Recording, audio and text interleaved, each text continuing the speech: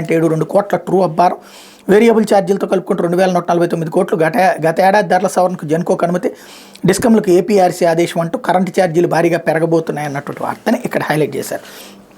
లేకపోతే ఇవేం పదోన్నతులు, ప్రిన్సిపాల్గా లైబ్రేరియన్లు పీడీల విద్యాసంస్థల పదోన్నతులకు సమన్యాయం, సానుభూతి ప్రామాణికం కారాదు, లైబ్రేరియన్లకు బుక్ కంటెంట్ ఏం తెలుస్తుంది, సీనియారిటీ ఉందని నర్సింగ్ సూపరింటెండెంట్కి సర్జన్గా పదోన్నతి కల్పిస్తారా, ఐఐటి ఐఐఎంలు మెడికల్ కాలేజీలకు లైబ్రేరియన్లు పీడీలు నేతృత్వం వహిస్తారా, పాలన కోసం అయితే ఎంబీఏలు నియమించచ్చుగా, టీచర్లందరినీ డిస్మిస్ చేసి ఏఐని వాడచ్చు కదా. ఇక్కడ తీవ్ర వ్యాఖ్యలు చేస్తున్నటువంటి న్యాయస్థానం వాళ్ళని ఏ కారణంగా ఉద్యోగంలోకి అనర్హులని చెప్తారు?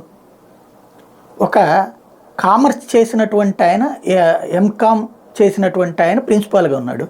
ఎంఏ వాళ్ళ లెక్కలు లేకపోతే ఎంఎస్సి వాళ్ళ లెక్కలు ఎట్లా తెలుస్తాయి? అప్పుడు ఒక్కొక్క కోర్సు నుంచి ఒక్కొక్క ప్రిన్సిపాల్ని పెడతారా? బెటర్ కదా. అడ్మినిస్ట్రేషన్ యాక్టివిటీనే కదా ప్రిన్సిపాల్ చూసుకునేది. నెంబర్ 1. రెండవది, వాళ్ళు అనర్హులని ఏ రాజ్యాంగంలో రాసున్నది?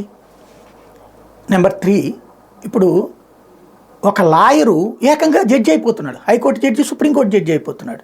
మరి ఒక లాయర్కి ఏం అవగాహన ఉందని చెప్పి జడ్జి అయిపోతున్నారు? ఆ జ్యుడిషియరీ మీద అవగాహన ఉందని, అంతే కదా, ఆ చట్టాల మీద అవగాహన ఉందని. మరి అట్లాగే ఆ కాలేజీల నిర్వహణ వాళ్ళకి తెలియకుండా ఎందుకు పోతుంది? వాళ్ళకి తెలియకుండా ఎట్టుంటారు? పోనీ వాళ్ళు ఏమైనా చదువురాని దద్దమ్మలా లేకపోతే 10th క్లాస్ చదివినటువంటి వాళ్ళ? వాళ్ళు కూడా వాళ్ళ మాస్టర్ డిగ్రీ చేసిన వాళ్ళే లైబ్రరీ సైన్సెస్లో. అట్లాగే పీడీలైనా వాళ్ళు కూడా మాస్టర్ డిగ్రీ చేసినటువంటి వాళ్ళే, లేకపోతే ఆ కాలేజీల్లో జాబులు రావయ్యి. కామన్గా ఆలోచిస్తే అందులో మంచి కనబడుతుంది, కానీ అదేదో దుర్మార్గం అన్నటువంటి కోణంలో, అంటే కేవలం వీళ్ళు మాత్రమే ఉండాలని రాజ్యాంగం రాసిందే, చట్టం చేసింది అక్కడ వ్యవస్థ.